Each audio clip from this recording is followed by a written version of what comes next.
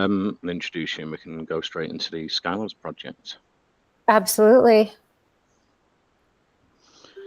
Welcome to the WellCoin Talk community. I'm Glenn, your host. Today we have Skylabs joining us. Skylabs also has a vector ecosystem. It's a decentralized platform comprising 15 in-house built proprietary smart contracts, multiple feature-rich dApps offering an innovative staking model with robust research tools for early-stage blockchain investors. We're going to be talking about the Skylabs Launchpad and the V-Sale Launchpad today and lots more. But first, can you introduce yourself, Robin? Absolutely. Thanks for having us on today. It's nice to be back with WhaleCoin Talk. I remember we did an AMA with you guys when we were launching Vetter last year, October of 2021. And a lot has happened since. So I'm Robin Lin. I am one of the advisors and devs of the project, not the tech dev. So if you do have tech questions, I'll do my best to answer them. We do have a 9 in-house development team of software engineers working on the project, double time, and they're a powerful group of people, and I'll get into why having in-house developers is essential for a project's success and longevity, especially in innovating blockchain. I'll give a little bit of an intro of what brought me here. I've always been inspired by supporting entrepreneurs in leaving the corporate world behind, leaving jobs or even business models that were not serving them.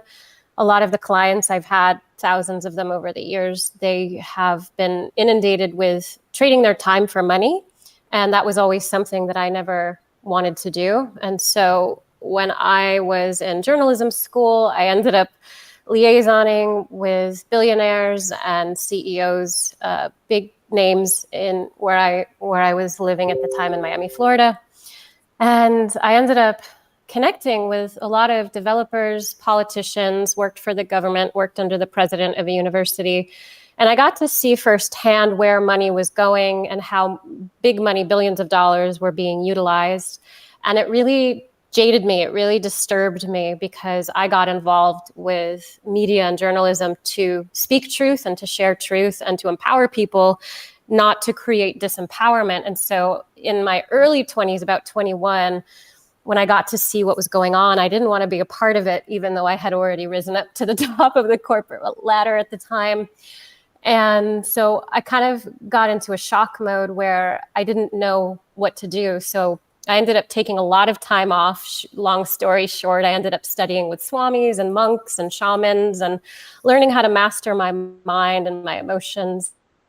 Coming as a full throttle entrepreneur, leading a coaching academy and helping entrepreneurs build their online businesses in a way that was more authentic. So you can say I've been teaching attraction marketing for the past 23 years, helping entrepreneurs get in touch with their voice from an authentic place, unlearning sales strategies and sales tactics, but learning how to actually connect to people's energy and share from value. So I've always been interested in helping entrepreneurs connect to what was valuable about what they were offering or promoting or presenting.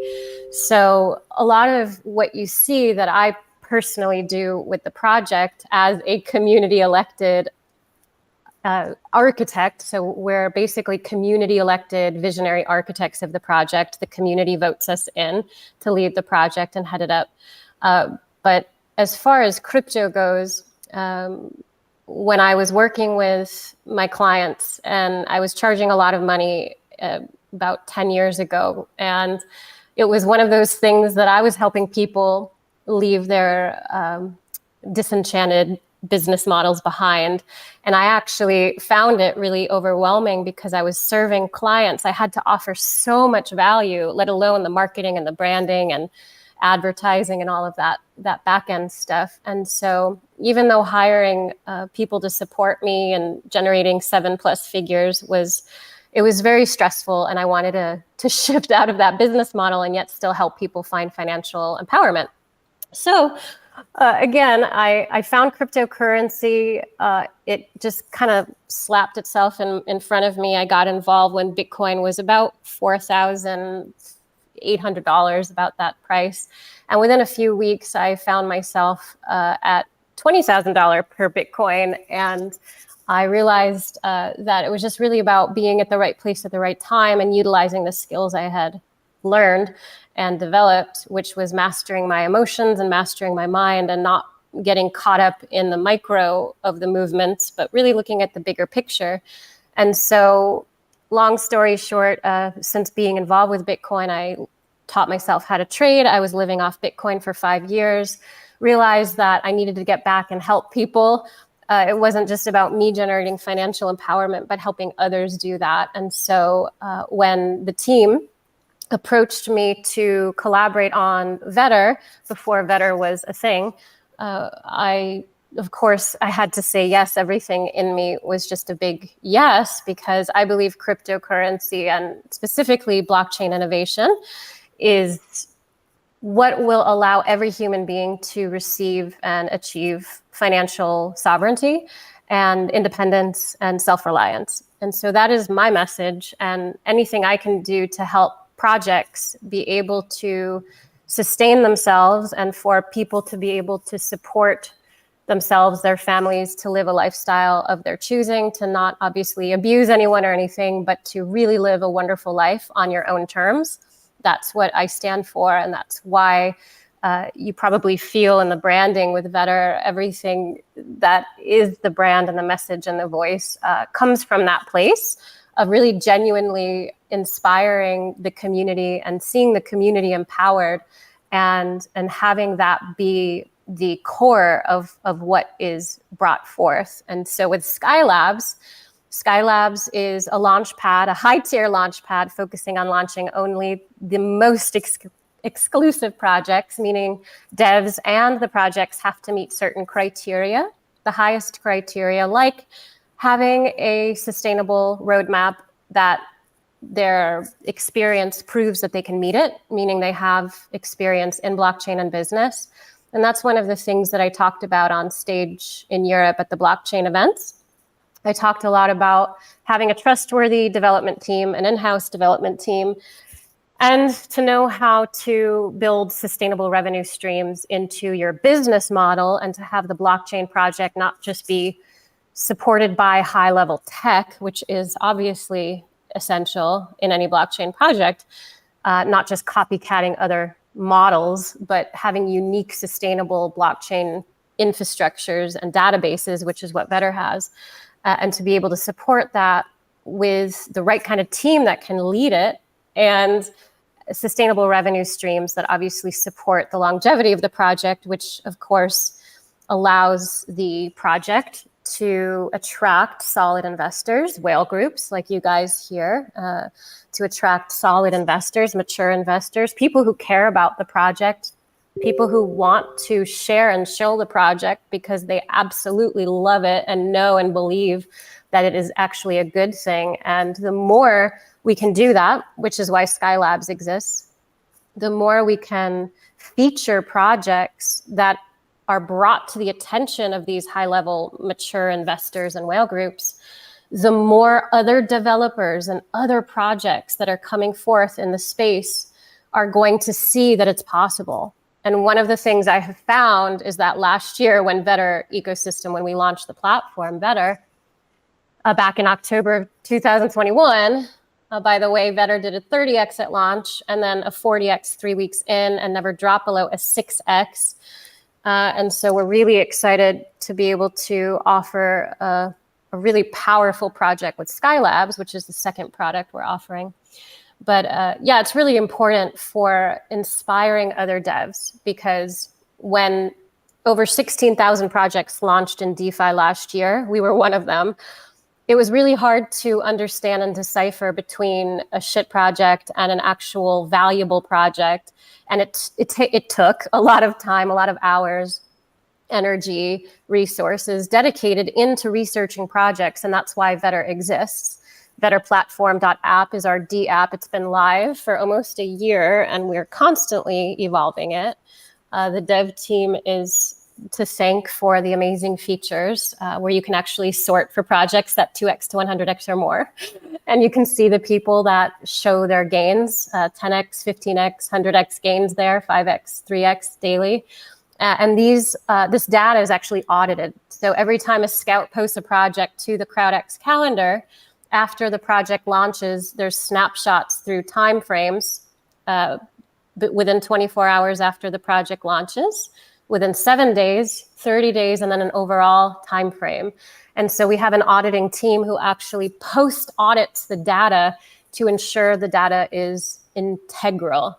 So when we say data integrity, we're not just throwing words out to impress anybody. It's actual, real audited data that when you go into the system, you can see for real what's actually going on with projects. And because the data is audited, and because you can actually search in the sorting feature with CrowdX, you can actually see that a purple scout, highest ranking scout, you can see that they have a high likelihood of posting a project that does a 2x or more after the project they post launches. And so that's why you see a lot of people in our community capable of finding really great projects that do at least a 1.5x after launch, and that are able to see rug pulls because the vetters and scouts will jot down notes, of course, for red flags. And the more that the scout is in the system, in the ecosystem, the longer they're in there, the more data, of course, is collated, because all this is crowdsourced, but it's merged with the AI, with the technology of the system. And the more data you have on a scout, the more now you can see the validity of what they're posting, and it's all color coded through the ranking system. So anyway, there's a lot that I just shared. We're obviously very excited about Skylabs, which is the high tier Launchpad. We are launching off of our other Launchpad, vSale. vSale is more of an open model where it'll be a lot more projects launching. So there will be a lot more revenue generated on vSale. And those who stake on our Skylabs Launchpad, it's non-custodial staking. So there's no one that can come and interfere with your staking protocols. It's all between the staker and the smart contract. There's no individual or governance that's going to come in and interfere with the funds. So the non-custodial staking is powerful. We do a 100% of the buy tax will go to stakers. 33.33% of the sell tax goes to stakers. Once we move into centralized exchanges, we'll reduce and remove taxes, and then 20% of revenue from the launch pads will go to stakers. The staking is not where the tokens are going to be diluted like other launch pads or other ecosystems that have staking protocols. VSale is our open model. VSale is where more projects will launch without the higher scrutiny. But the VSL Skylabs is going to be the staking, and it's also going to offer guaranteed allocations. So you have to have Skylabs VSL token in order to participate in the high tier launches. So I know there's some questions, and I'll let you kind of take it away. I tend to elongate my introductions as Mike and our team does when it comes to introducing what we do, because it's very intricate and deep. There's a lot that we've already done, a lot that we're doing. There's a lot that's already worked in, and obviously we've been around the block a bit. So yeah. Great, Robin. That was a great introduction there. I was just wondering if we can go back a bit first though to the Vector project, and you've got the CrowdX app. That's where users are first to find newly launching projects, and they can pinpoint which projects have the highest probability for gains within specific timeframes.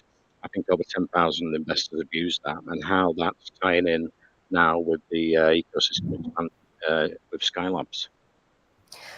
Yeah, there's a couple of really interesting aspects, and hopefully my Wi-Fi, there's a huge storm coming in here, and I live on top of a mountain. So if my if my Wi-Fi goes, just know I'll do my best to come back, and John may jump in to help me out.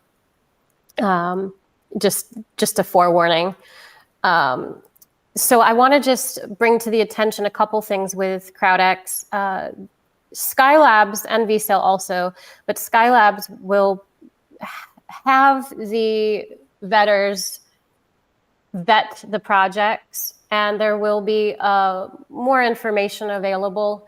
It will be presented obviously in the CrowdX calendar. So a lot of launch pads and a lot of projects that launch, you don't really know anything about them. And you may have found the project either on the Launchpad that's promoting the project in an AMA like this, or maybe a friend or another investor shared with you, hey, you should ape into this. I heard good things about it. And so, there's not a lot that Launchpads do to ensure that the user or the speculator or investor coming into a project, they don't do that much to let you know what the heck is going on. And so CrowdX will be vetting the projects, obviously launching on our Launchpads. So you're going to have a lot more data in a very, very nice, quick, easy, one-stop shop way on the platform to be able to understand everything about the project, to be able to do your own research in a very, very short time. The projects I find on the CrowdX calendar, it takes me within 30 seconds to know if it's a project worth doing or not, because I have everything I need within that one glance on the platform. I obviously know how to vet projects myself, and I'm pretty good at vetting projects. However, if I had to find all that info and that data that the scouts and vetters post about these projects myself, I don't do that. I don't spend the time to do that. I can't afford that kind of time.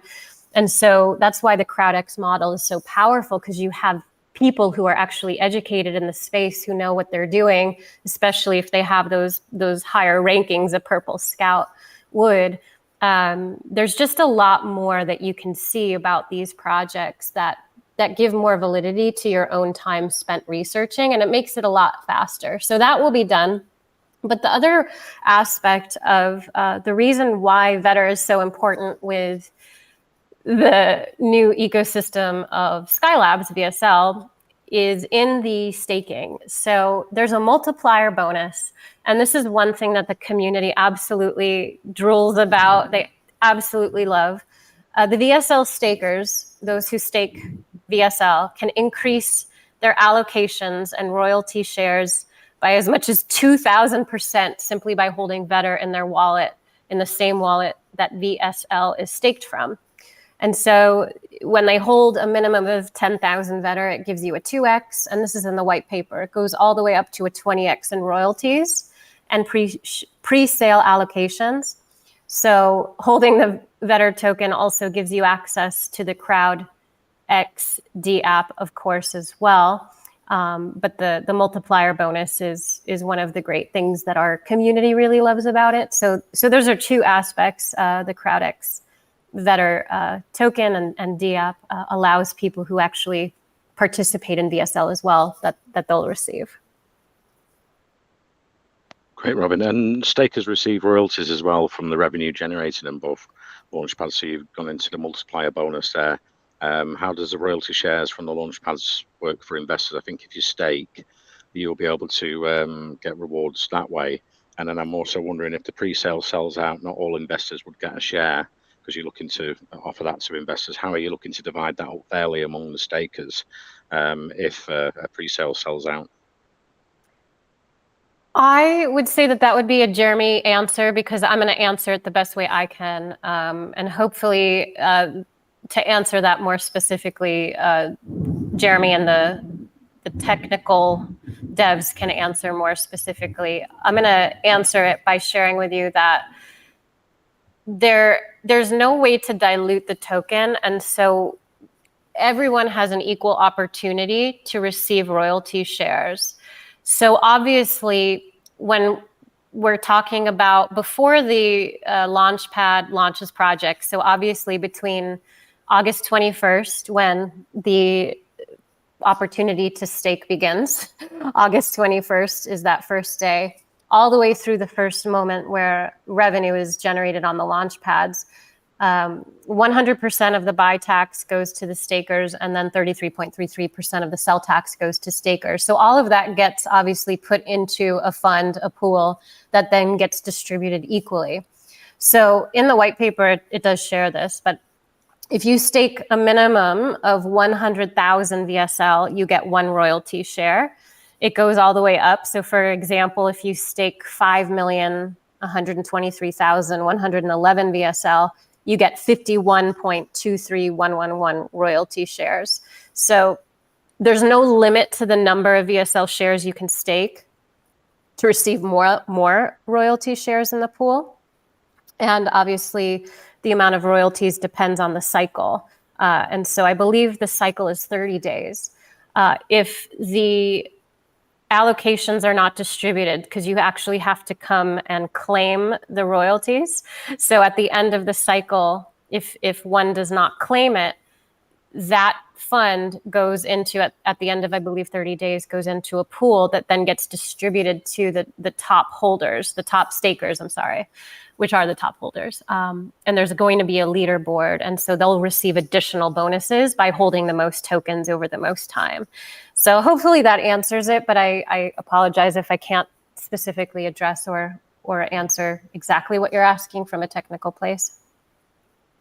No problem. Skylabs Launchpad and the VSale Launchpad, the Skylabs is going to be more exclusive.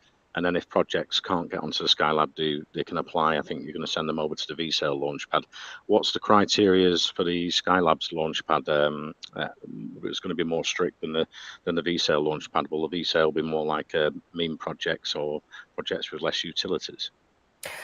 Exactly. Yeah, I can't tell you what the projects will be, if they will be a meme or not. I believe that it'll be more open, meaning like a DX sale would be. However, the KYCing, we definitely want it to be better quality KYCing than what we see with other launch pads. So we're going to do our best to make sure that the process of the projects launching on VSale are going to be as legit as possible, but they won't be as strict as you're saying. And what that means is, obviously, Skylabs is going to launch fewer projects, but they will be actually the higher quality projects. So for example, a developer will need to prove that they have experience in areas of potentially raising funds, in business that they've potentially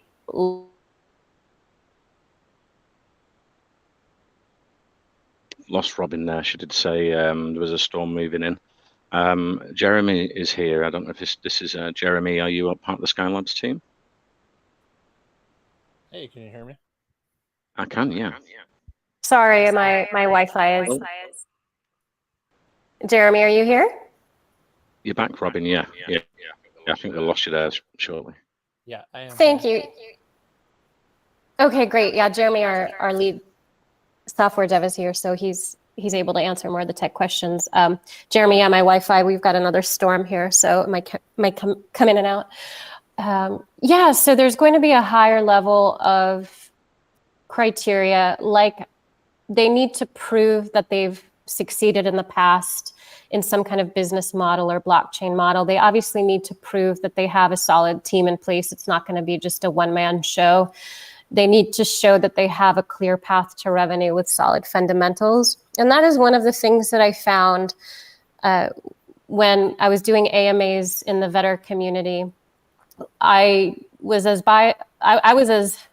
non-judgmental, and I didn't come with any opinion. I just looked at it from a fact-based situation of, is this project going to succeed or is this project going to fail? And I knew, as I shared with you, I knew within just a handful of seconds, a lot of the projects that did end up failing, I actually on the AMA said, whoa, wait a minute, you shouldn't be launching yet. You shouldn't be leading into this project yet. You're not ready. And I do have a fearlessness when it comes to that with developers, only because I don't like to see devs spend millions of dollars and their time and energy and all this effort into promoting something, let alone their reputation being harmed at the end of the day when they're trying to promote something that is actually not going to work.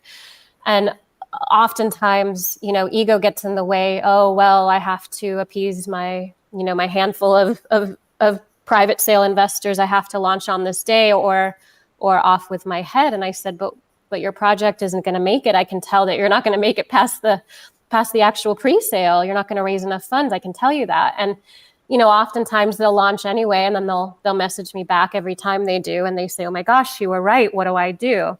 And so the incubator model that we'll be moving into will support projects in actually knowing how and having everything they need and having the resources required to launch properly.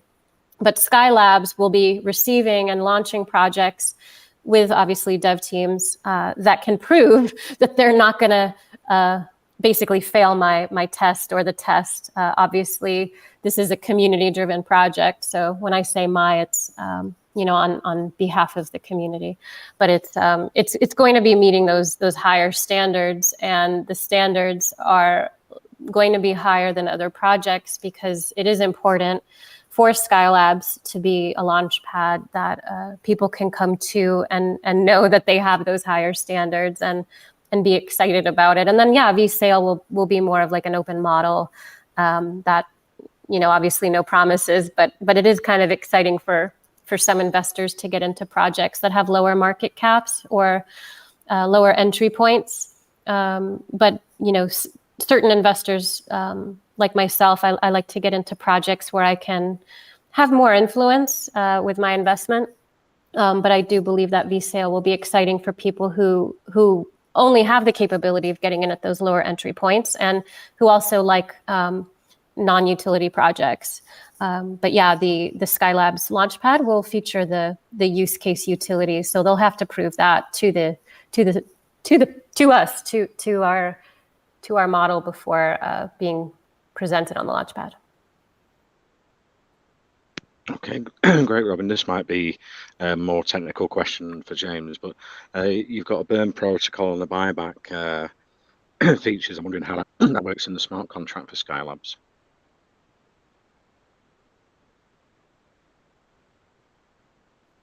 Jeremy, are you able? Yep, I'm here. So the buyback that's listed for VSL really is talking about the revenues that are generated from both launch pads. That income will be used, and 20% of it is provided back to the stakers once we get to the right threshold where we can turn off the buy sell taxes and move to all the revenues coming from the launch pads. Those revenues will be used to purchase VSL tokens, and that is buying them on the open market to then be distributed to the stakers. So that's where the buyback concept comes in. It's not using some of the kind of tricky buyback systems that we've seen from some of the tokens out there, where they end up selling a bunch of tokens at some point to get a bunch of BNB, for example, and then later on using that to buy back and bring the price back. That's not a sustainable way to do a buyback. It's more of a trick to mess with the price. This will be an ongoing, consistent, every time revenues are distributed, it'll be purchasing VSL tokens and being a more natural, sustainable buyback progression. Jeremy, and I was looking at the pre-sale allocation shares. If pre-sale sells out, not all investors would get a share. How are you looking to divide that up fairly among the stakers?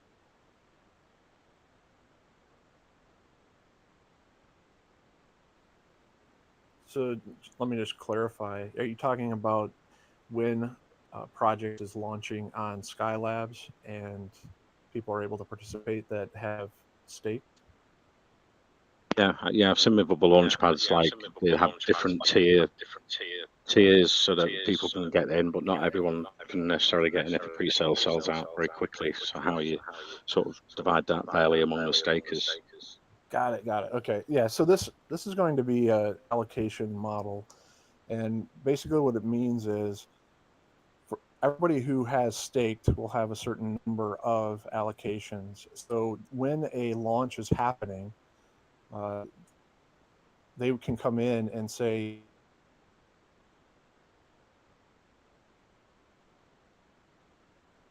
Lost you there, Jeremy. Oh, you're back.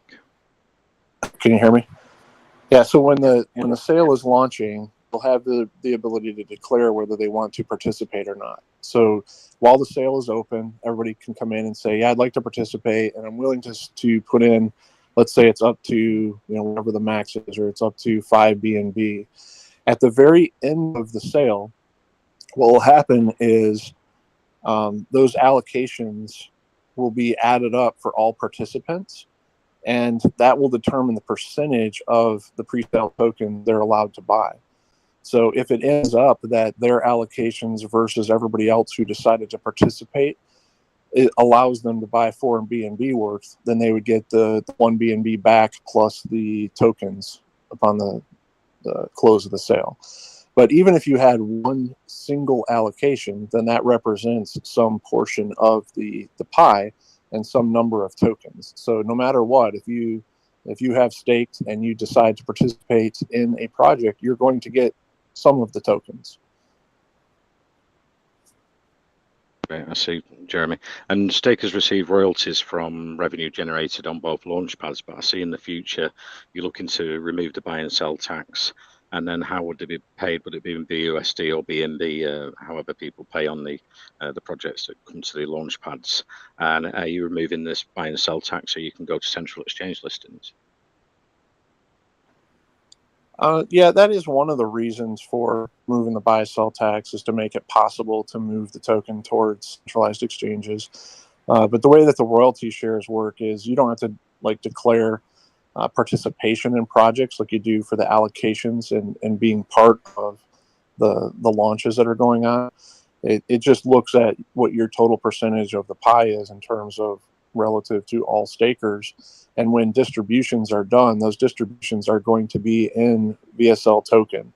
So again, I mentioned that during the buyback question, the revenues that come in from the launch pads will be used to purchase VSL on the open market, and that will then be distributed to the stakers.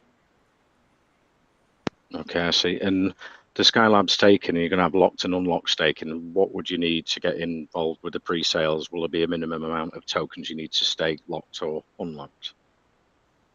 Yeah, so the way it works is you'll have to have a minimum of 100,000 VSL in order to start the staking process.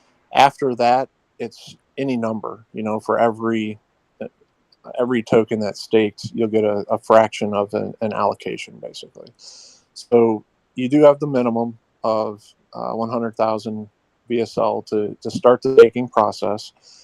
Those tokens are, if they're just staked and they're not locked in, you do have the ability to remove them, at any point, even immediately.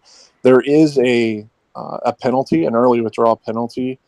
If you try to remove them within the first 3 days, then you'd lose 20% of them. So there's some incentive that if you're going to stake them, you're going to keep them there, at least for a few days. You're going to keep them there for a little while. But again, you do have full access to get them out. It is a non-custodial staking. You're completely in control of the tokens that you've staked. Nobody, even as we move towards a DAO structure in the future, no admins, no team members, nobody has the ability to touch those tokens. So, unlike a lot of models that the staking is based upon APYs or some sort of mathematical formula for how long you have staked, etc., none of that really comes into play here.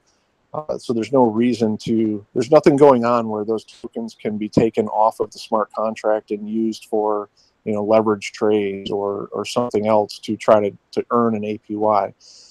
They are completely still in your control. You have the ability to pull them back off, and nobody else does. So even if in the future we get to a point where, we decided to do some version 2, or the DAO decided to do a version 2 of staking, you would have to go to get your tokens off of that contract to move them onto the new contract. It's literally impossible. And this has all been audited by Certic, by the way. It's impossible for anybody on the team to take those tokens off or even to transfer them to a new version. They're completely in your control. So it's all self-custodial staking. Once you have staked, there will be lock-in packages that are available. We consider it a really innovative way to do lock-in packages, by the way, so I can get into a little bit more details of that as well. But the idea is what you have staked, if you decide to move those tokens that are staked into a lock-in package, then you'll get some some bonuses, bonus allocations / revenue shares, which, by the way, are also not just the base allocations, but also those bonus allocations from lock-in packages will be multiplied by the Vetter tier multiplier. So they can get the bonuses can be quite extensive in terms of what kind of an effect you have if you're also a holder of the Vetter token. But those lock-ins, like I said, they give, the bonus allocations, and it's a system where, through the blockchain, it is possible for partnerships to other projects to work with the Skylabs project and create lock-in packages that they will then also give bonuses to, or discounts to, or whatever the case may be. Maybe it's NFTs, who knows? There's a lot of different directions that can go in. They can set up some sort of a deal to those who are staked and participate in that particular lock-in package. So there's lots of things that we're working on for the future there as well. And then those lock-in packages will be for a certain amount of time. So at that point, you can't just withdraw them like you could the regular stakes tokens. You're actually locking in for whatever the designated amount of time is that you choose a package for. Once that time is up, you can just leave them there. You do not have to remove them. You continue to get the bonus as long as you leave them in that lock-in package. But you can choose to unlock them at that point, and you'd be free to withdraw them and actually claim them to your wallet at that point if you so choose. When the lock-in period is over. But a lot of people, we anticipate, will keep their tokens in those lock-in packages because of the benefits that they will get from either those, the third-party deals, or from just the fact that they get that bonus in that lock-in package. And it will kind of act as, we look at it like achievements in a video game, for example. There'll be certain ones that are only available for a certain amount of time, or for a certain limited number of people, for example. And it'll be kind of a badge of honor. It'll be a way to say, hey, I was here, way back when. I was here when that particular package was available. And it kind of acts like an NFT. And, who knows, someday there may actually be NFTs that associate with some of these different lock-in packages. But that's the idea, is that you may want to keep the tokens locked, which of course then helps the total value locked for the tokens as well. Okay, great, Jeremy. And with the Skylabs Launchpad and the VSale Launchpad, what will it be costing projects? How will they be paying? Will it be in the token, or will it be in BNB, BUSD to launch there? And will you be including them on the CrowdX app, which was built for the Vetter project? Yeah, great questions. So the VSale project will be very similar to, a DX sale or a Pink sale in terms of the way that they function. That, those will be the systems that it'll be similar to. So, it might cost, say, one BNB to create a sale, to launch the VSale, and then they will have an option of current market prices seem to be around 5% of the BNB raised, or 2% of the BNB raised and 2% of their tokens. And then the project team would have the ability to, sell those tokens either, right away or over time, depending upon what the deal is, and use those funds, 20% of that revenue. So it's not profits, it's not adjusted by expenses or anything like that. It's the revenue from those projects. 20% of that would, once the buy-sell tax goes away, go back to the stakers. As far as how it'll work on the Skylabs, the VIP Launchpad, that'll be kind of determined on a project-by-project basis, depending upon how much help they need and a number of other factors. Are you looking to offer marketing packages as well on the Launchpads? So a lot of what we'll be doing with Skylabs Launchpad, if they don't meet the criteria, what we've developed is, I call it a big black book, a thick black book. So for example, there are a lot of agencies that offer different services, and we have that handy to be able to then liaison them and offer them with the best met needs. So for example, if someone needs legal entity support because they don't have that in place, then we can obviously offer them, for example, here are 3 different agencies you could use. We suggest connecting with them. Here's the one I believe is best for you, but you could go with the one that resonates most. So obviously it depends on the developer and what they're needing and what they're wanting. But as far as the incubator model goes, that's going to be a different situation where we're likely going to be supporting them through that process. But that's a different process than them needing support that we can obviously move them in the right direction. But we have a plethora, a very deep connection and relationship and partnerships with other projects and other agencies that can support the devs and the projects prior to launching, so that obviously when they're coming to us, they come with what our checklist is needing for the onboarding. Great. And Skylabs VSL pre-sales on August the 21st at 7 p.m. UTC. I'm wondering how much you're looking to raise. Was there a private sale? And can investors win whitelist spots?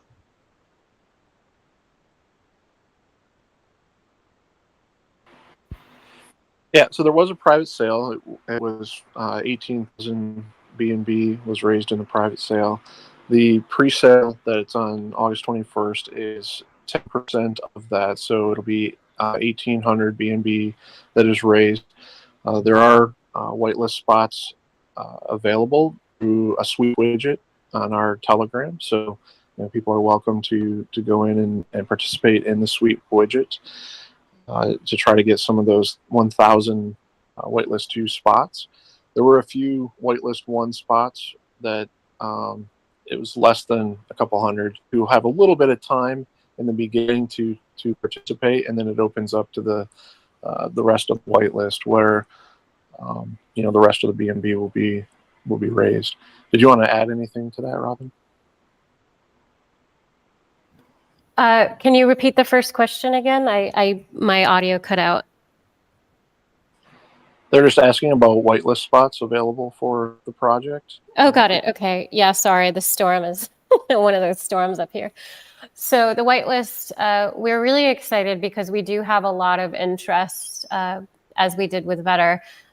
This is a bit better because people are familiar with our project from last year. So obviously, we do have a limited number, 1,800 BNB, 3 BNB max contribution, and we are giving away 1,000 whitelist spots. And these 1,000 whitelist spots are for people who are taking action. They're going to the Telegram group, for example. We have a pre-sale Telegram group aside from our large main Vetter platform Telegram group. So for Skylabs, you'll go to Skylabs VSL Telegram group, and you can connect with the community there. And you can also go to our website and find the link to join our contest for the whitelist spots. But if you are an influencer and you share our pitch deck, you lead people to our Telegram group, and you can show to us that you have proven making posts and sharing with other investors, whale groups, communities. Maybe you have a YouTube audience, TikTok, Twitter. Maybe you've made tweets about the project and gotten the attention of somebody.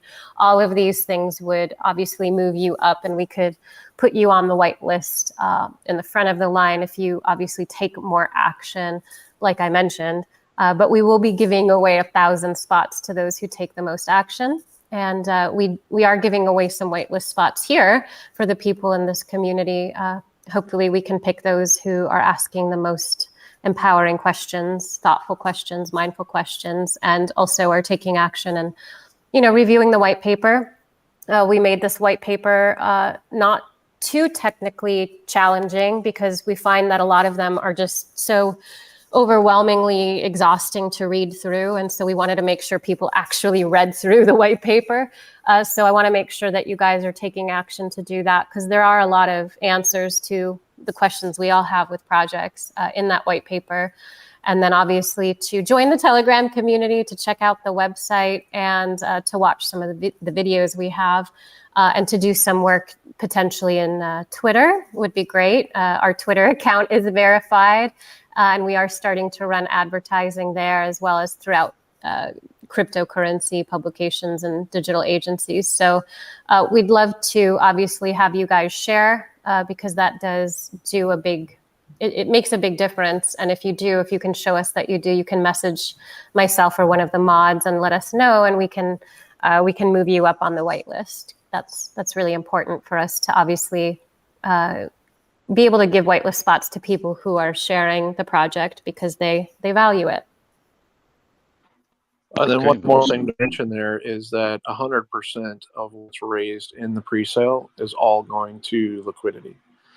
So. Yes. Okay. Awesome, Robin and Jeremy. And I'm wondering, are you looking to offer educational resources for new investors, as we're expanding into the mainstream? We have Vetter University. I'll give you an example. When I was in Croatia and I got off the stage, and there was this woman there who walked up to me and she said, "Oh my goodness, thank you for being a woman here," because it was all men, hundreds and hundreds of men. And then there were three women. So it brought us together, and lo and behold, she ended up being one of the top developers leading Web3 in Germany. And we started getting to talk, and she shared with me a lot of insight. I call it insider information just because it's juicier to share it that way. But it was really interesting, because she said, you look at Germany and you don't think that Germany's doing much in crypto innovation and blockchain. And they actually are. They're just doing things right, and they're doing things in a sustainable way. And so when it comes down to, and when it comes time for regulation, Germany will be ready. And she was so inspired by what she's able to do. So she's actually working with the banking industry in Germany as a Web3 developer to help projects launch their blockchain projects and integrate fiat into crypto seamlessly by working directly with the banking industry in Germany. And a lot of that you don't hear about from where I'm at, and all throughout Europe as well. It was really challenging. Italy's having some glitches as well. So, there's also talks in Dubai. I was speaking with people in Monaco about exchanges in Dubai needing to create more of a hybrid model between centralization and decentralization. And obviously the projects that do the best job of creating this merger are going to be the ones that make it. And it's really challenging, because you're talking about hundreds and hundreds of millions of dollars, and obviously time, energy, and people's reputations built into the models that are being built right now. And we don't really know where the cards will land or where the dice will fall, so to speak. But I did learn a lot from this woman that I met in Croatia at this blockchain event, who's in Germany. Anyway, I interviewed her. It was a little long-winded. I interviewed her in Vetter University. So things like that are happening, and that's going to be more established in terms of educating people through Vetter University, like Vicky, who I interviewed, people like that. And I feel like, these are real conversations. We're talking about real things that, people are in the industry making things happen, moving innovation forward in ways that nobody really talks about, because it's stuff that, happens behind closed doors. And if you're not in the room, you don't really know what's going on. And because the industry is a light speed, change maker, we don't really have time to sit around and talk about it, because things have already changed by the time we have this conversation. And so it's important to align yourself with the people who are actually innovating the space. And those are the people that I meet when I go to these events. I'm interested in that. I obviously meet really high level investors, venture capitalists who I did connect with. But at the end of the day, educating people as you're sharing is so important. I do say it's not it's not our job to train people how to get into crypto. I believe that that's what the industry is working on right now. The other day, I got an email from Venmo asking me if I wanted to watch some videos to learn about cryptocurrency and if I wanted to buy crypto on Venmo using my bank card. So that kind of education's being done for us by the corporations and, you know, the establishment. And so I'm not focused so much on our community building the education from that angle. I believe the education is going to be more of what I'm sharing with you, which is much more important, which is, okay, great, I'm in crypto, now what the heck? How do I navigate? What should I be asking? What questions should I be asking?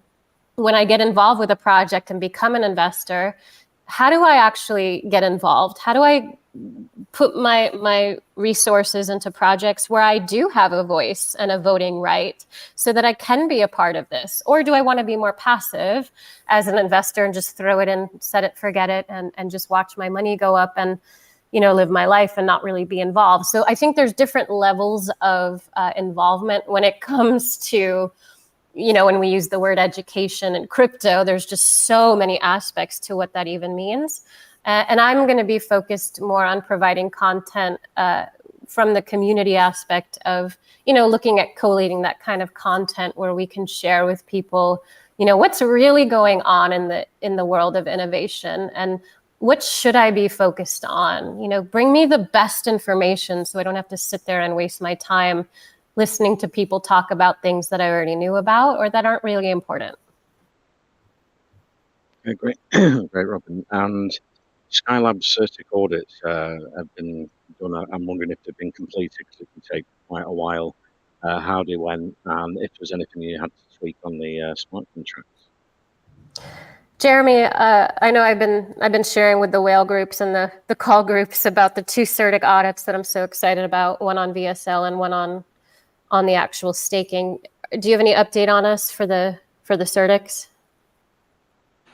Yeah, so I mean, the update is that they are, the audit itself is done. It's in the finalization process of writing up the documentation so that we can get a good PDF out to everybody. So we're really, really close on both of those audits. We're just trying to get, they always mention a few things, you know. I think that they feel like they're not doing their job if they don't try to find a couple of things. So it's actually a little bit funny, some of the things that they point out, but we want to then go back and make sure that our notes are applied to those objects and get into the documentation. So it's nearly done. It's nearly ready for everybody to see. Yeah, awesome, Jeremy.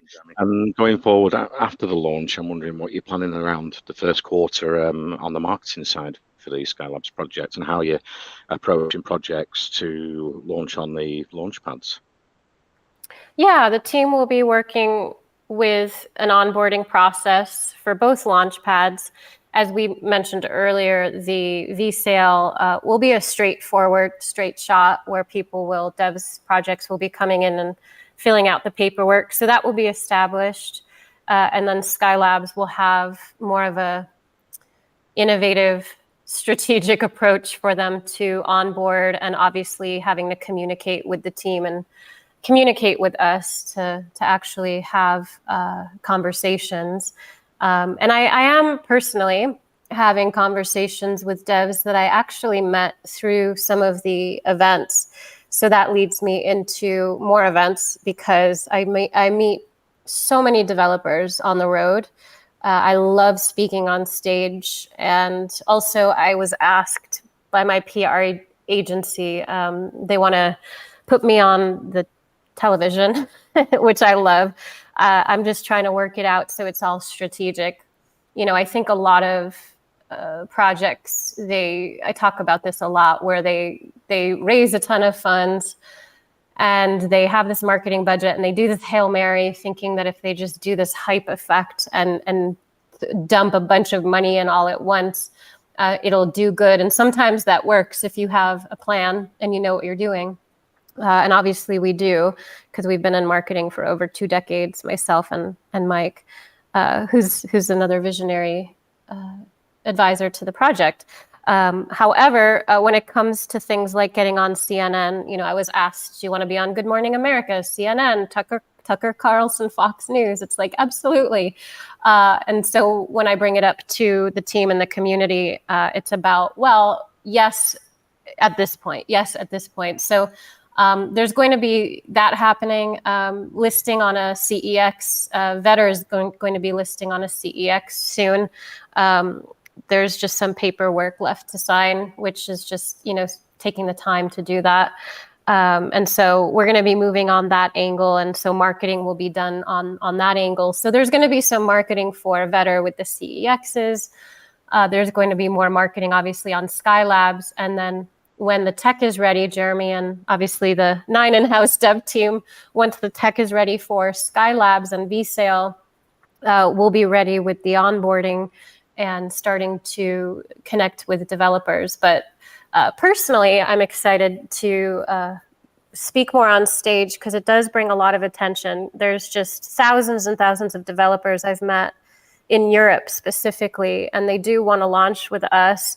And I did mention to them when I was connecting with them that they would need XYZ in place, and so they're scrambling to get that in place, and that's going to be what's required. So yeah, we'll have a lot of marketing going. We'll obviously have more PR campaigns as well outside of advertising.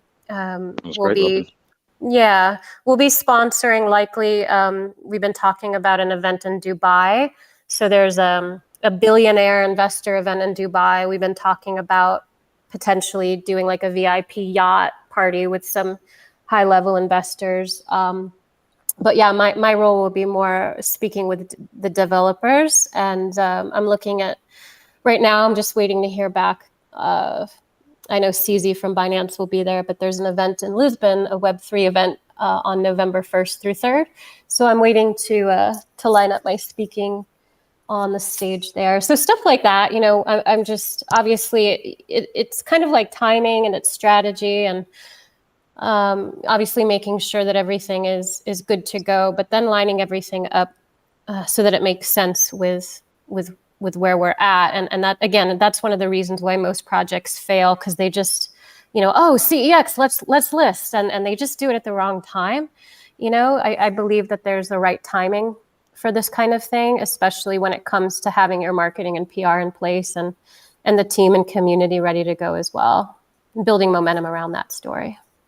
And the other thing to mention there too, and this kind of goes hand in hand with one of the questions you asked earlier, is because it's an entire ecosystem and we have the CrowdX platform talking about these different projects, and we'll have scouts, we'll have vetters talking about the projects that are launching on both of the launch pads, not just other launch pads.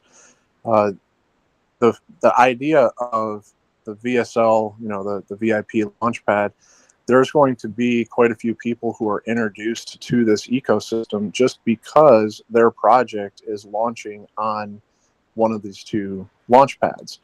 So that will bring people in who start taking an interest in, the VSL token because they might want to stake in order to participate in that project. So now all of those various projects that are launching, there will be materials made available to them in terms of how to mention that they're launching on our launch pads, etc.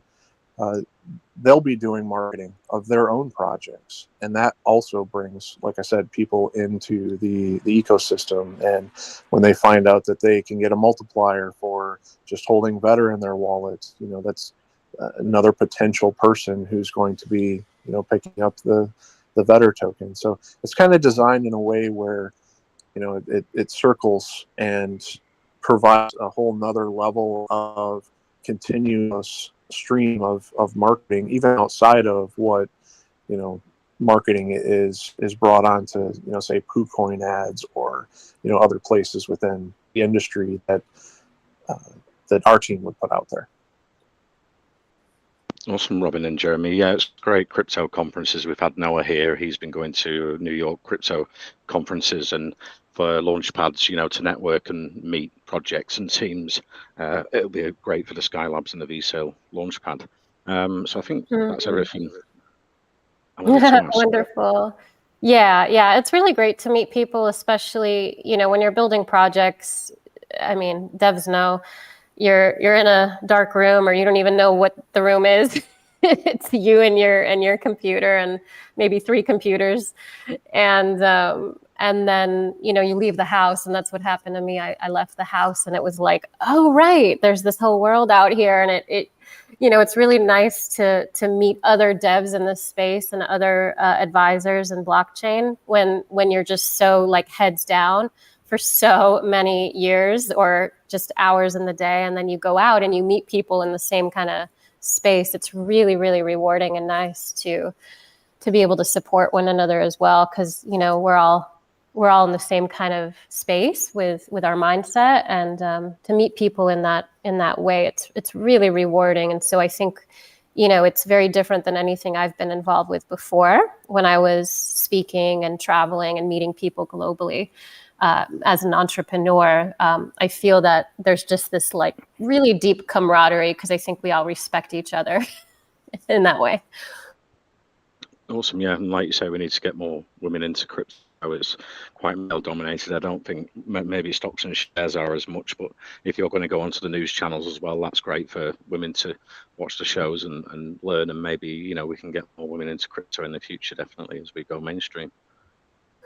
Yeah. I mean, even I talk a lot about this, and I won't get into it because it's a completely different conversation. But I think when it comes down to it, being a woman with more of our hormones and the way that our brains work, we tend to be able to see many details. And I love the masculine mind, because the man can just focus on one thing at a time, whereas women can focus on several things at a time, which is what she was built for. So because of that, when I think we get together as visionaries and builders of projects and innovators, I really do feel like it adds a lot of value, because sometimes in the masculine mind, we can get caught up in that one thing and get very narrow focused. And then when we invite in that feminine part of the mind, we can start to bring in more of that creativity and flow, and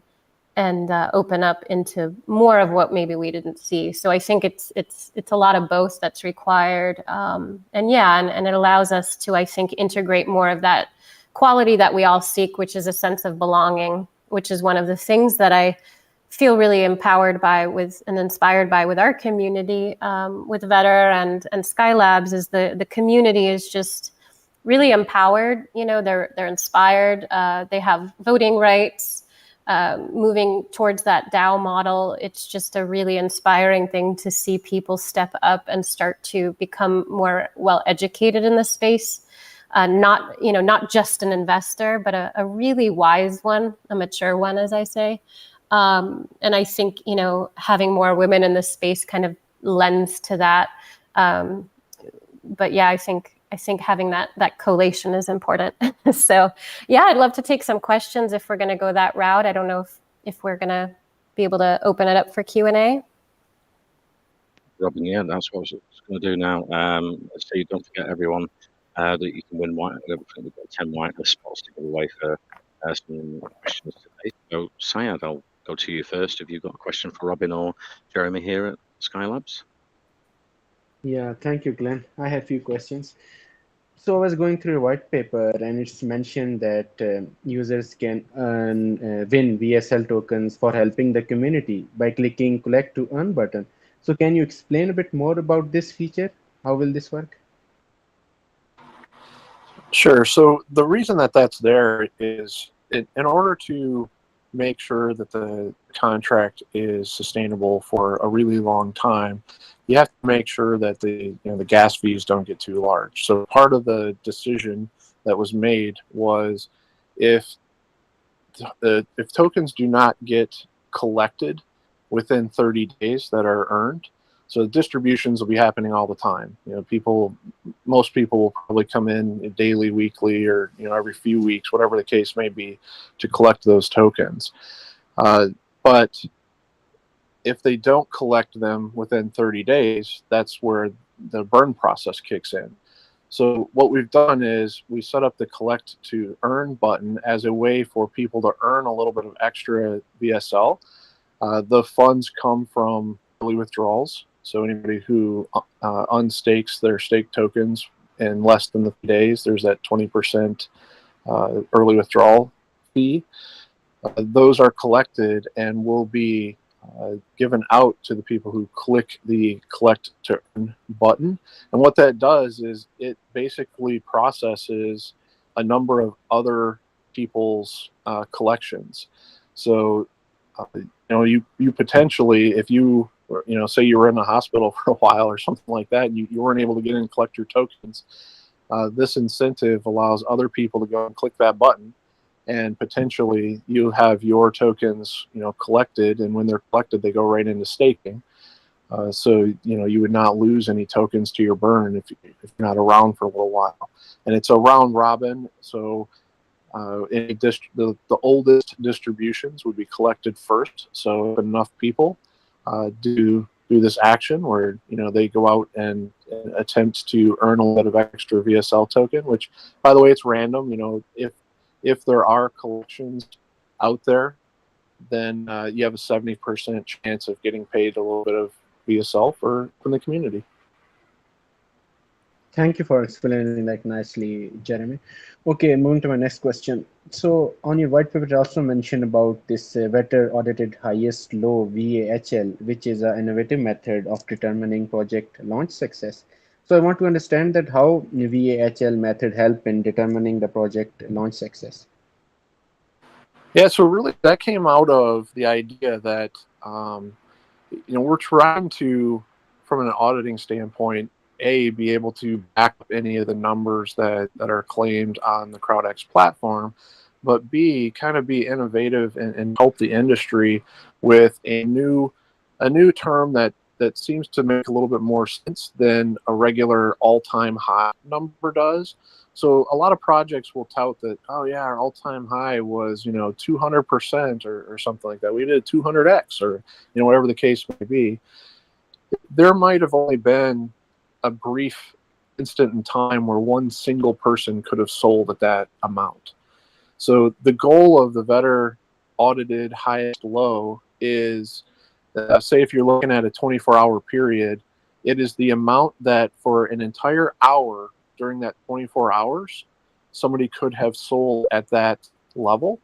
And therefore, there's a really significant chance that you would actually get, if the Vetter audited highest low is a 10x, that means you had a significant amount of time to actually get a 10x on that project, even if the all-time high claims 33x or 100x or something, and it was almost impossible for anybody to actually get that amount. So when we talk about success of projects on the platform, that's what we use. That's the indicator we use, is an amount that you really would have had the ability, there was enough time for you to actually capture that level of gain.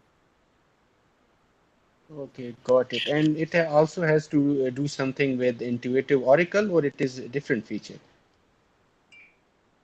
Yeah, it's a different feature. It only ties to Intuitive Oracle in the sense of the time frames.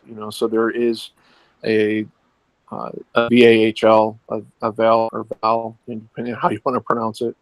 There's always debates about how to pronounce it, but they are listed for the 24-hour period, a 7-day period, and a 30-day period. So during the 7-day period that the number presents, there was a full day that you were able to sell and get that gain for that particular project.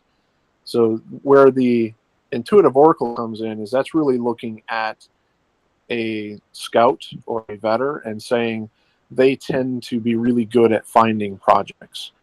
So the vetter ranking on the CrowdX platform is really an indicator of their past success in finding really good projects. So there's a higher likelihood, whatever their source is, whatever their research process is, whatever they're doing to find those projects, they've had a really good track record of finding good projects to list on the platform. So they kind of go hand in hand. They're not exactly the same thing. Okay, got it. Thank you for clearing that up. Okay, so you mentioned you are mentioning about the scouts and veterans. So I want to know that how can one join you as a scout or veteran? What are the incentives for the scouts? So there's a lot of great information on this on the Telegram. So it's a little bit more about it's part of the ecosystem and part of the CrowdX platform. I know most of the focus today is people that are looking to get into the VSL token that's launching. So definitely do get into our Telegram if you have more questions about this. But I'll give a really brief synopsis. Anybody can be a scout. You can list projects, and you will gain some Vetter token for doing so. And there are incentives for those who do a really good job of it. If you find 3 successful projects in a row, you'll get some bonus ENB, for example. Vetters, there's a little bit of a more stringent process of who's allowed to be a vetter. So rather than getting into the details of that here, I would recommend that you ask that question of the mods in our Telegram, and they can direct you to the right information. And there's also information in the Vetter University that goes over some of these details as well. Okay, okay, I will surely check that. Okay, thank you so much. Thank you so much. Over to you, Glenn. Thanks for the questions. Actually, let's move to Aisha. You had a question for Skylabs here for Jeremy or Robin. Go ahead. Yeah, Glenn, thank you. So I want to ask that have you thought of maybe offering deposit protection insurance of the pre-sale amount invested by the pre-sale the project pulls during a specific time period? Yeah, I've heard that question on another AMA, and I do not know of any discussions so far about insurance, but it is definitely something that we plan on talking about and seeing if there's a way to incorporate that. But as of right now, no, there isn't. Okay. I have another question. It's mentioned on your white paper that after the community voting, the project in highest favor are brought to the development team who have final say on whether or not they will support the technical implementation for Skylab Launchpad. The development team is voted in by the community to work on behalf of community and can be changed by community. I want to know that how many total members will be in development team, and will all the members be from Skylab team, or there will also be community members in the development team to represent the interest of the community? Well, the development team represents the interests of the community, and that's how the structure works. So the community works with the development team hand in hand, and the dev team executes based on what the community decides. And the reason why that's stated the way it is, and Mike said this yesterday in an AMA, is the development team would never sign off on something that would hurt or harm the vision, the ecosystem, the longevity of the project, to appease to, for example, greed or something that would be a negative implication that would actually harm the project itself. And so that's the reason why it's stated that way. In terms of having a final say, because the dev team would never sign off on something that would actually harm the project. But for the most part, it's about using the direction from the community. The development team right now is, again, I mentioned 9 in-house devs that are working with Jeremy, who leads them. And myself and Mike are part of the development team as well as advisors working in different aspects of it. And we also have other contractors working with us. If you actually go to, Jeremy, I believe it's vetter.ai / is it team, the Vetter team, the team page? Yeah, I believe it's just /team. Let's see. It's not, it's Vetter team. So if you go to vetter.ai / vetter-team, you'll see that there's myself, Mike, Jeremy there, and then underneath you'll see it says the Vetter Ecosystem Skylabs team underneath. Jack, Adam, Ryan, David, Todd, Neil, and then a slew of others there as well. So you'll see that there's a part of the community is there as well, representing the community. A lot of people there are a part of the community, representing the community as well as representing the project. So it's really hand in hand. Wonderful. Got it. Okay, final question from my side. I was just thinking that once a project gets approval to have pre-sale on Skylab Launchpad, under any circumstances, will Skylab have the authority to cancel or delay the pre-sale of any project?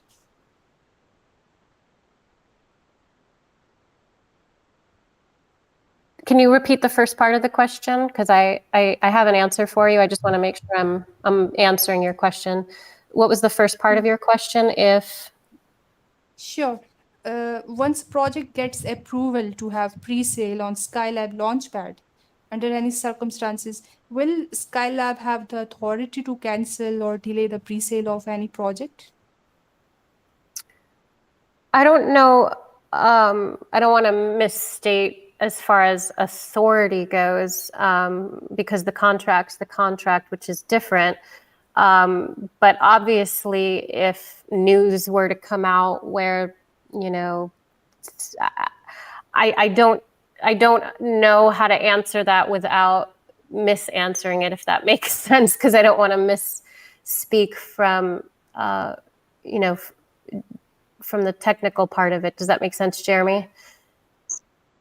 Yeah, I mean, I think the point is once it gets past, all the approval processes, the sale's going to happen. Now, I mean, is there a way for it to be stopped? I think that if community got wind of some information that said, you know what, this really is a bad project, we somehow missed something, then they could probably, vote to have it terminated. So I don't think that would be arbitrary. Like, it wouldn't be the development team who would just make that decision. It's a good question. I mean, we can definitely get back and talk about it some more. But technically, yes, there would be a way to stop it. But if the community and the dev team have approved the project, unless something really egregious happens, it's going to go forward. Understood. Thank you. Thank you for answering my questions. Oh, absolutely. Let's move on to Western Beast. You had a question for the Skylabs team here, Jeremy or Robin. Go ahead. Yeah, thanks, Glenn. Jeremy, Robin, you've done a really detailed explanation about this project. This is a very in-depth AMA session. I was going through your white paper, and I just have a few questions. Okay, so the first one, I saw that on your website, Vetter Skylabs assists developers in funding, incubating, launching, and improving innovative early-stage blockchain projects that show significant potential. So what characteristics do you look out for, and what features would you consider before declaring that a developed or a developing project has a high success potential? I did mention a couple of them before, and I can just overview them briefly again. One of the things we look for at Whole is to see what kinds of previous projects they've developed.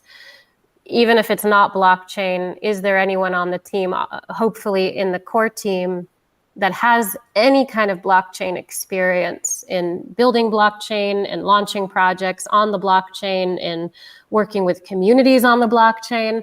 One of the things we've found is that a lot of projects that have come from the other world, the Web 2 world, of building tech and business and marketing and all that stuff, what ends up happening, and this is one of the things personally I've found when projects fail, is because they're outsourcing one of their blockchain they have one blockchain advisor, and they're somewhere out in Indonesia or Philippines or Dubai, somewhere else, and the whole entire team is like in Brazil. And they don't really know how to communicate with one another, and they're relying on kind of playing telephone with one another, and information gets lost in translation, so to speak.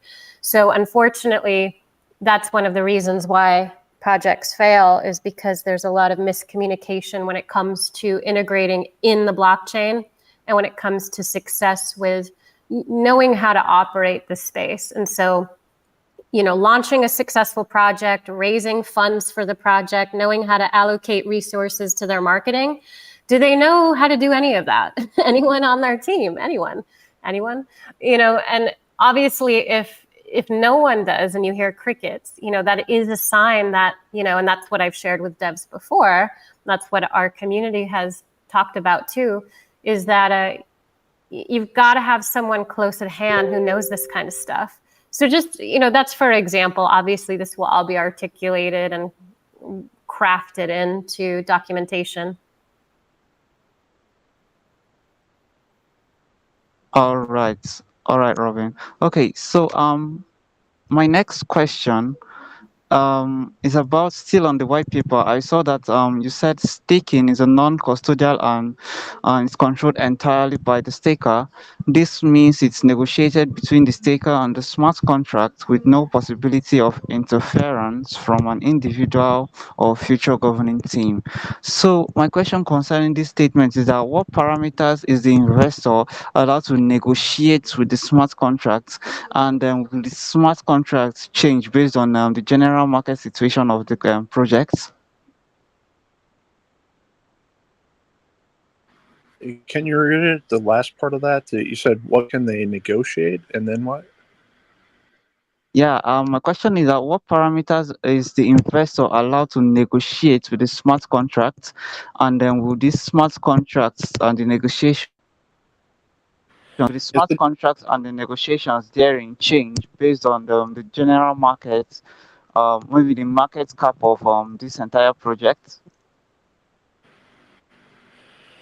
Yeah, so really, I mean, there's no quote-unquote negotiating in terms of being able to change parameters or terms. It's more negotiating in the sense of you're the only one who's able to interact with your own funds on the smart contract. So sorry if that's not clear, but the parameters of what lock-in packages are available can change over time. Whether you want to remain staked, things like, is it a 3-day period? How much is the percentage for early withdrawal?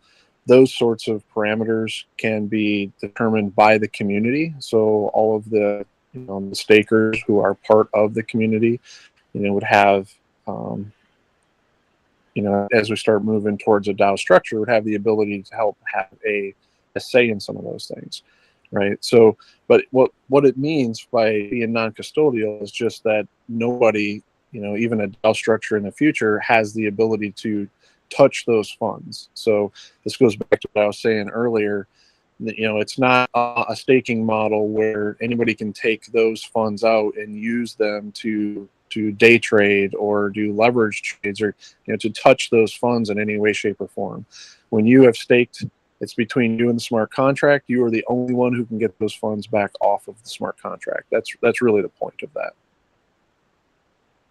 Okay, I think I get that now. That's clearer now. Okay, so my last question, Robin must have touched this over time, but a modification to the characteristics is that you made mention of the 2 launch pads. There are 2 launch pads, and the Skylab launchpad and the VCO launchpad. Will you be using stricter parameters for the Skylab over the VCO launchpad when selecting projects, just to protect investor funds? Because I saw investors do not get guaranteed allocations as VCO launchpads, and projects are not exclusive as they are with Skylab launchpads.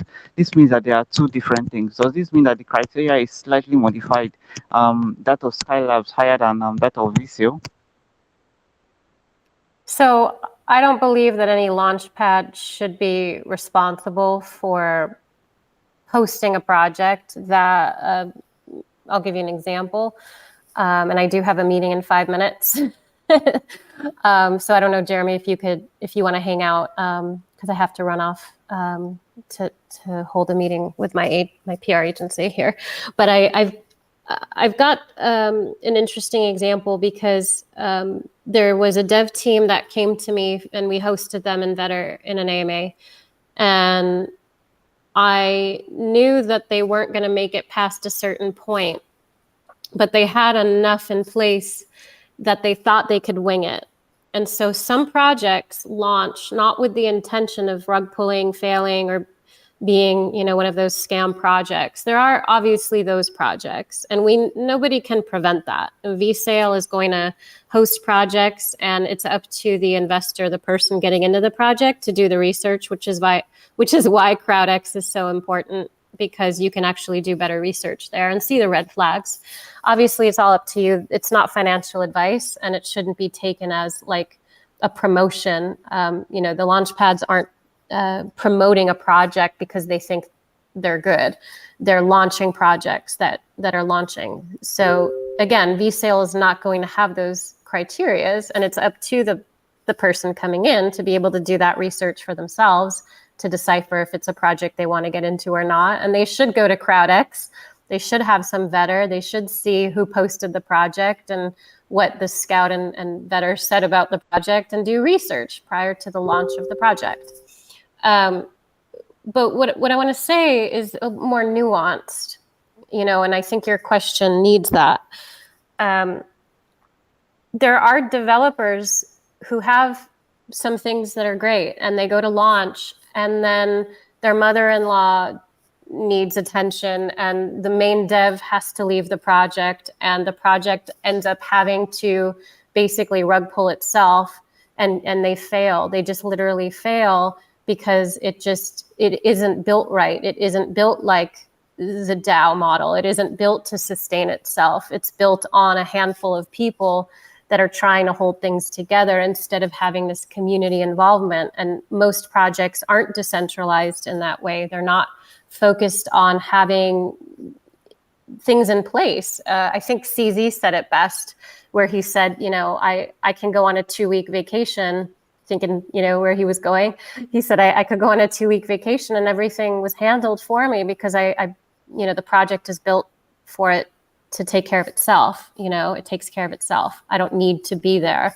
If anything were to happen to any one of us, the developers, like, the project can sustain itself. So, it's not up to me to say I'm not okay launching projects, or for the community to say, hey, projects shouldn't launch on Skylabs because of that reason, because we're afraid that, one of the developers isn't going to follow through. But things happen, that are unforeseen. And I don't think it should be up to a Launchpad to be responsible for it. Things do happen in the world of business and innovation, where we always have to be aware of what we're getting involved with. And, just like what happened with Steve Jobs and Apple, they kicked him out, and then they had him come back in because they saw the project was failing.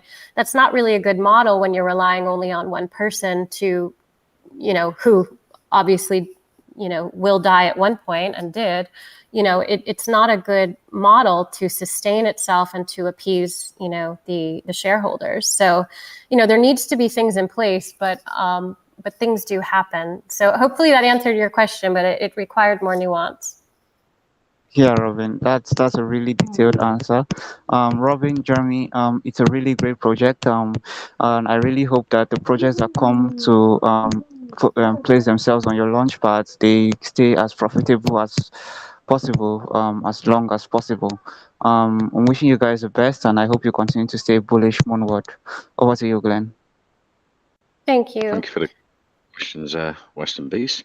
We'll go to another community investor question shortly, but I just wanted to ask Jeremy, with the Vector ecosystem, you've got 15 in-house built proprietary smart contracts and multiple feature-rich dApps. I'm wondering, for investors, so we can get the bigger picture, some of the utilities that are attached to the Vector ecosystem, if we could just briefly go over them. Sure. So part of it is that it takes more than one single smart contract to get a lot of the work done. There's also event listeners, servers that are set up that basically act as oracles that will place information into a smart contract so that the other smart contracts can work with that. We have a proprietary authentication contract that is used as part of the Vetter ecosystem, and that's where the initial kind of like the login in your password type scenario happens. That is, there's a lot going on behind that allows for interaction between Web3 blockchain technology and traditional database type systems. So, we plan on helping to use this example of a working integration between an API database, model, part of what's going on in the background of something that is a good model for other companies that are working and trying to get from blockchain into and taking their proprietary database type applications and finding a way to integrate that into a blockchain system and take advantage of that trustless nature of a blockchain.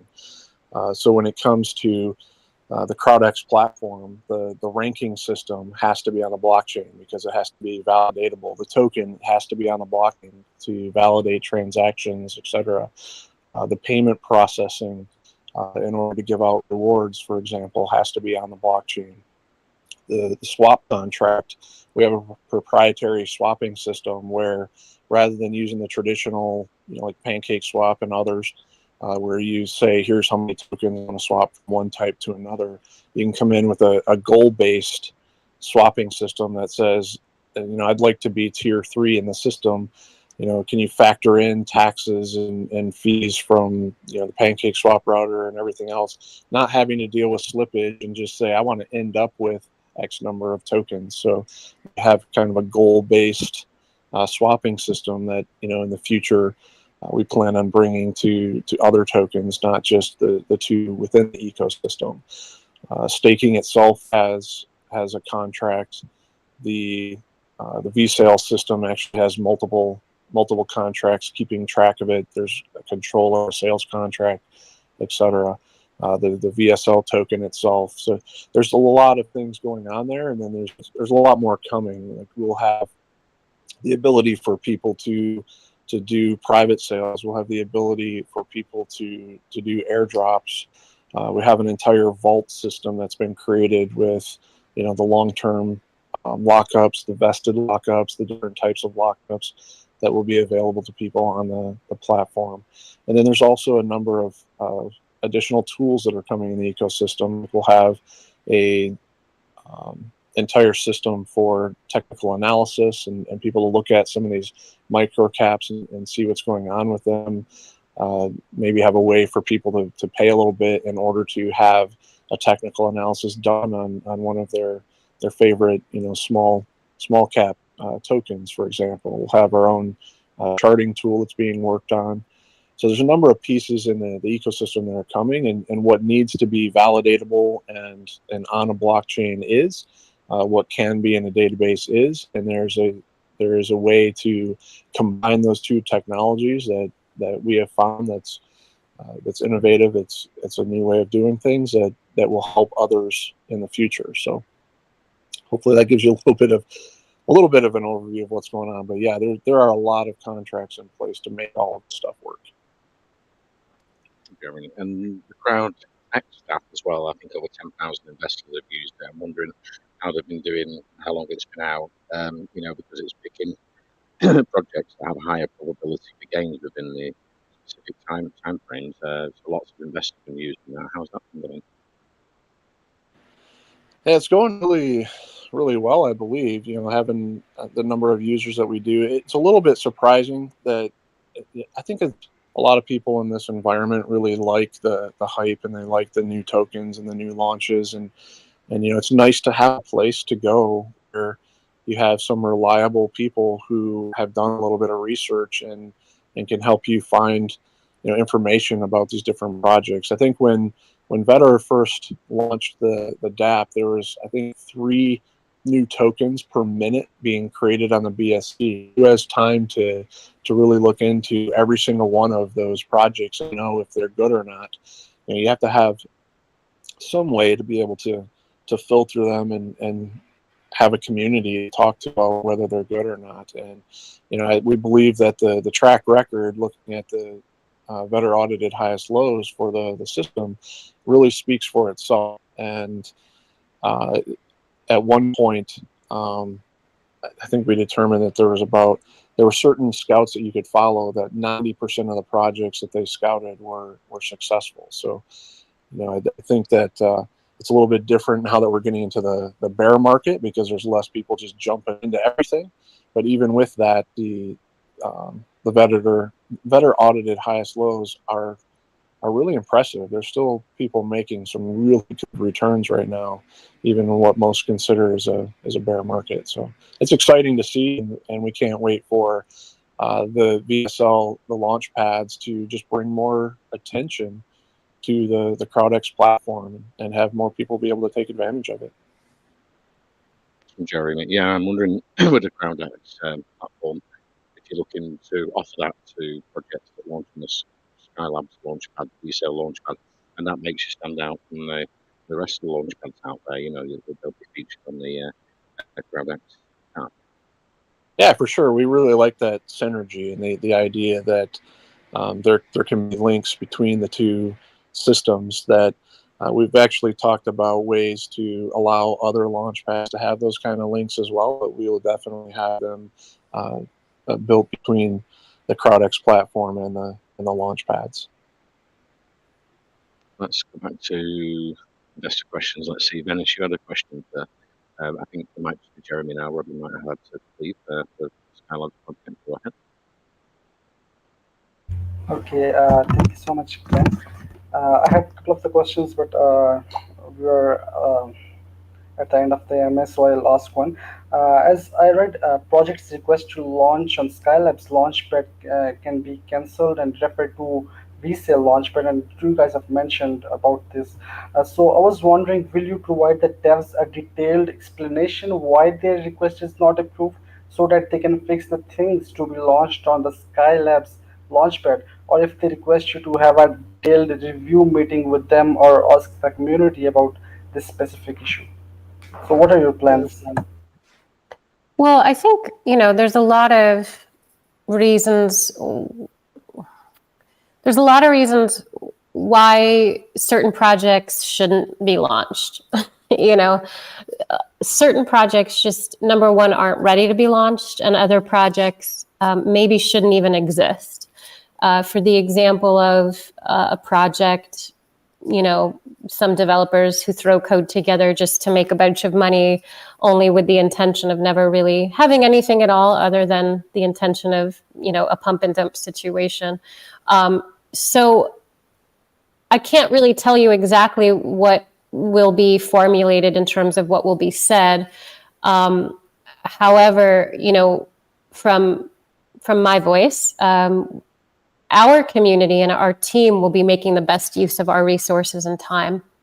So I'll just keep it at that.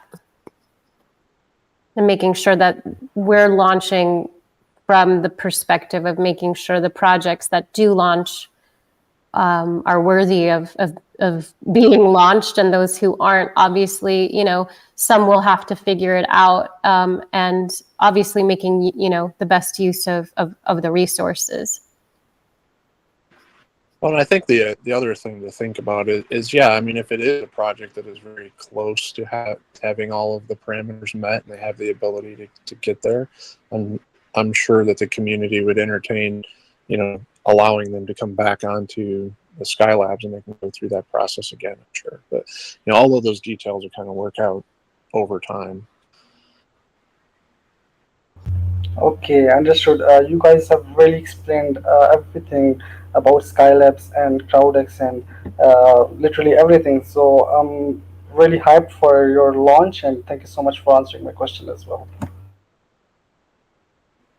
Yeah, thank you. I do actually have to get going as well, so I don't know if we're close. all the questions we have? Yeah. I want to be sure Well, that if you guys do have questions, to hop on over into our Telegram community. We've got that whitelist going, but I do want to make sure you guys join the Telegram. Definitely be sure that you're joining the right website, vetter.ai. And then if you /Skylabs, SKYLABS, you'll see that there's a countdown clock. I want to be sure that you guys are actually attending the right pre-sale. It's going to be on our own V-sale Launchpad. So hopefully, you can inform others as well on making sure they're not scammed going into the wrong pre-sale. I really hate seeing that. So definitely be sure to join our Telegram group. Get in there, connect with the community, get yourself a whitelist spot, and join us August 21st for the pre-sale. Hopefully you guys will also join us in staking VSL, learning about Vetter. So we've got Vetter platform, Telegram, we've got Skylabs, VSL, Telegram, the website, and the white paper, and a lot of information there for you guys. Awesome, Robin and Jeremy. It's been great speaking to you today from Skylabs. The Vector ecosystem's expanding. It's a huge project for our community investors to tune in and listen to tonight. We have recorded it, so we're going to put that into the main chat. If anyone needs to listen back to that over the next few days. Wellcoin Talk is for research and educational purposes. It's not financial advice. You can check out the website, white paper, and the official sales, which we can get you safely over there if you've got any questions after the AMA. Thank you very much for coming, guys. I think we've got some white spots to give away. I think we've had 4 questions today, so maybe we can do spin the wheel, because we've got $100 to give away and another 6 whitelist spots. We could do it that way. Yeah, sounds wonderful. Just be sure to get me everyone's BSC wallet address that qualifies. And I see some of the people here who I've seen in the industry. So good to see everybody.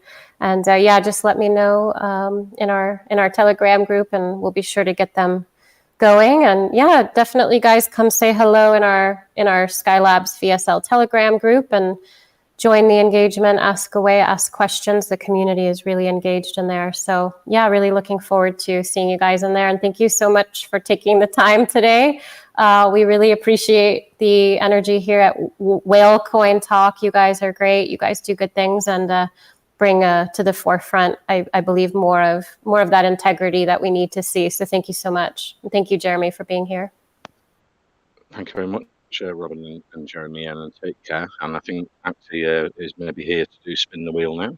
We've got 2 $50 winners, I think, on the wheel, plus 6 whitelist spots. I think, then. Yeah, we're gonna do a bunch of wheel spins. I've got everybody's names here, and I want to thank everybody for coming today. It's really been great. We had a lot of people in here. Let me get this guy's name. He doesn't have an ID attached. Okay. Let me shuffle it again. And so the first 2 spins will be for the winners, the BUSD, and then we're doing some spins for the whitelist spots, right? Okay.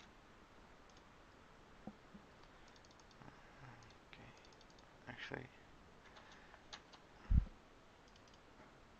let me start spinning. Yeah, and as always, guys, the chat is still locked, so make sure to check out the official links. The Telegram, the website is there.